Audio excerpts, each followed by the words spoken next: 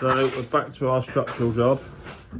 Now, as you can see there, what we've done, we've cut a pocket there so that we can get the steel at an angle. Because obviously we've got a wall there, and you've got 200 bearings. So the only way you're going to get this steel in is by putting it up on the angle and pulling this corner round into the space, and then we can lift it up in the two voids. Yeah, we got a little bit of building back in with the Padstone, but it gives you the angle you need, because obviously having a 100mm bearing on each end, you've got nothing to play with, because it won't fit in between wall to wall, and it is quite tight in here, to be honest.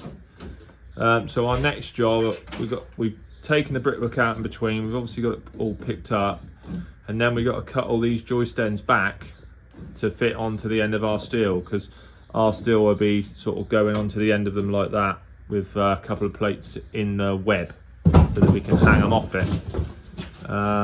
It's not an easy one, as I said, because we got one single steel, the plate on top, and it's absolute ball bag. Next time I won't do it that way. I'll ask the engineer for two steels, because it's just ridiculous. But we live and learn. So the next bit is the tough one, where we struggle to get this joist in to fit above on that floor. So it's going to be musical acros, where you've got to move one and replace it with another quickly, or just move it 4 inches to try and move it round or whatever. But it'll all make sense shortly. So what I did before, I videoed the cracks. Now what you've got to bear in mind, this is like an 1880 building. Really dry plaster. So the cracks, they are more prominent, but they are minute, and a lot of it is just a vibrational cracks from just smacking bricks out underneath and stuff. So these cracks are nothing to be worried about at all, but again, it's just well worth keeping a check on these kind of things. So everything's held up now. All bricks are out from between the joists. Now what we got to do is, if you see that we got the lines, we got to cut all them now, because these are going to be hung off a plate that's fitted in the web of the steel. That joist is gone now, that inside one that we needed to take out. All the joists here are picked up on acros. The needles are through in all the places, and we are now ready to play musical acros. Once we get that steel, and you can see where we are now. So what we'll have to do is we'll have to move this one and put one there, then move it round, take the saw pipe out, and move this one and put one there, and then move that out and put that back there, and then move that round, and so on, and move one at a time until we get it square.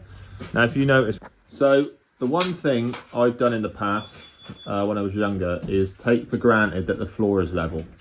So in essence, when you put your steel up, you think you put it in, you wind it up with your genie or whatever you're using, or you whack it up, and then you realise that one part of your floor's got to dip in or whatever. So what we're doing here is we're finding the lowest joist with the laser, and we're taking our level from the lowest joist.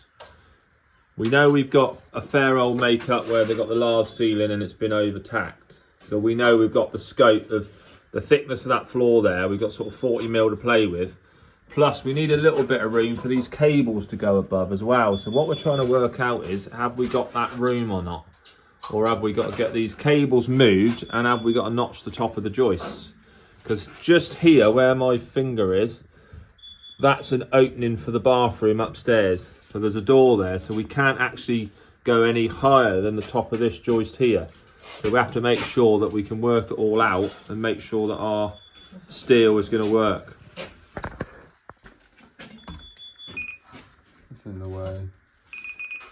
Can I get it at all? Yeah, go back to the next one, see where you are. It's not spinning. Why? It's not happy. Because Lewis is moving probably. Right, try there. No, I don't think you can catch him. There must be something in the way. Let's go back to the same one. So that's showing that slightly high. Yeah. But it's a fraction. So this is where we got to play magical strong boys. Yeah. and magical acros. Right, take that out then. I'm going to take that one out, didn't you? Why ain't that coming out then? Right, take the pen Just out. gonna stuff on the Right, I can't hold it fast. That's good.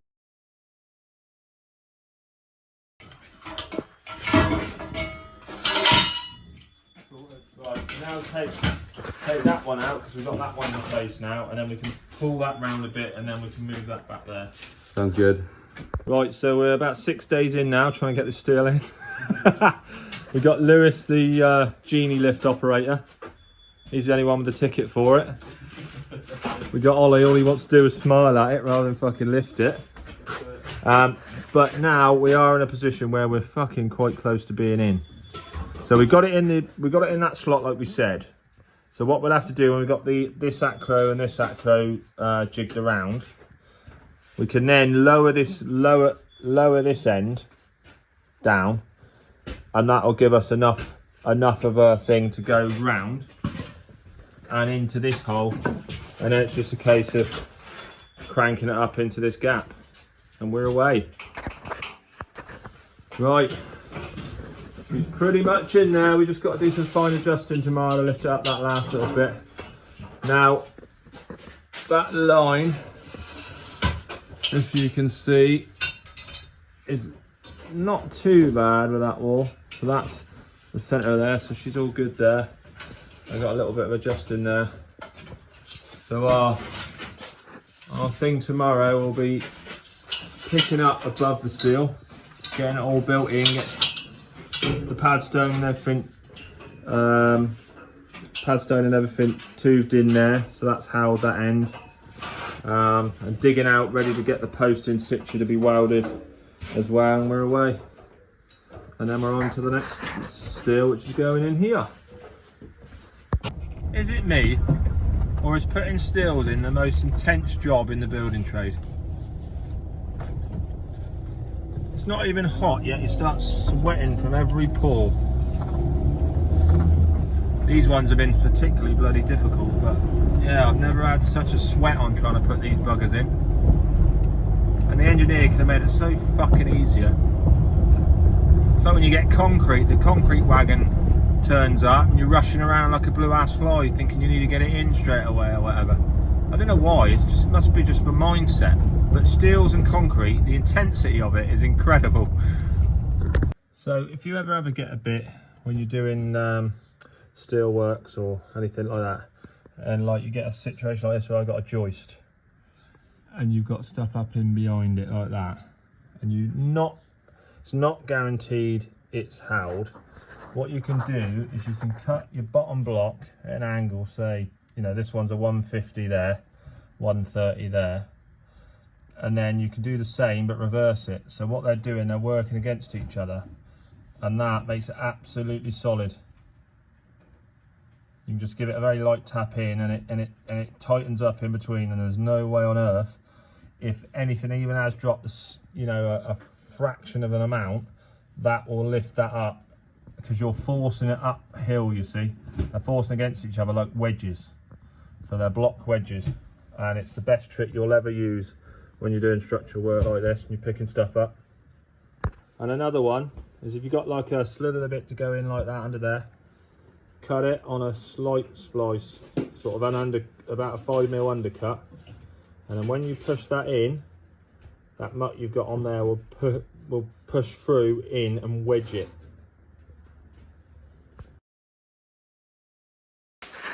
So we're all done for another week. So this bit, we as you'll see earlier in the video, we cut a pocket so that we could get an angle for the steel to go down to get it round. So the best, strongest way to do that was obviously sew it like this, and then obviously you can get your padstone in underneath, get that picked up so that acro can go on Monday. We didn't quite get around to getting this steel post in. We had quite a bit of messing about above the beams to make sure we had it all in there tight. But we just got to basically just make a hole in the bottom to find the in there. We've got a footing ready for it. Make the hole, put that up, we can build that in and get that welded at the top. So as you can see, look, it's all in there now, nice and tight. Little trick you'll see after this on how to pick up stuff in behind joists like that, you know. And again, we've done it lots of different ways here because the bricks are all up, down, in, out, and you just got to do whatever you can to get it all up tight. And leave a hole there because there's got to be some alterations from the drainage there. Now this pier, it just said a Padstone 1, which is a normal everyday block size Padstone here. But there's a couple of things that we couldn't avoid. So we've got this water main, and that goes over into the loft space. And it wasn't really that strong a corner. By the time we cut the wall out, in the old lime Victorian brickwork, it was too weak. So I suggested to the building control that I build a pier and bond it in like this. And then at the top, what I said to him was, I said, obviously I can't spread the load as much. You've got a doorway here. You've got this water pipe with a junction just there. So what I said was, I said, am I alright to bond some lintels round? And then obviously that one closes that one in and spreads it. And then the top one there, look, that one then obviously spreads the load over both sides of the corner. So he was more than happy with that. I mean, you've just got to, in some respects, you've got to make it up as you go along. After a while, you get to know what's right and what's wrong. Another thing to spot here is obviously the Victorian brickwork doesn't work gauge. It's basically 4 to a foot. So what I've done, every other block has had some slate bedded in, and that picks it up to the gauge, and then it's all tied in and it's nice and strong up the doorway. So yeah, it's been a long week for me this week. I mean, I've had young Lewis here helping me, but Ollie's his finger. He had to have a small operation to get some stuff out of a cut. He fractured the bone on his knuckle. Most weirdest accident going. Just a normal cut on your finger, you think, oh, there's nothing to it, but unfortunately, yeah, he had to have it all cut open and taking bits out and that. So these steels, being as big as they are and as awkward as it was, even though we had a genie, we couldn't really use it completely. As hard as it was, we got it. Thought it'd kind of take us 2, maybe 3 days. Up to this stage, we're 4 days now, but it is what it is. Got to be done right, and we're getting there now. Thing is, for structural work and that,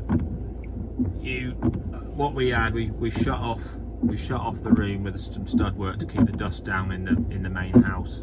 So obviously, what we've got to do to get upstairs, we've got to walk all the way around the street to come up in the front door and upstairs and have a look. So with the ups and downs, ins and outs, and the check-in and the getting it packed up and building it in and all the rest of it, you basically spend half your day walking around up and down, in and out.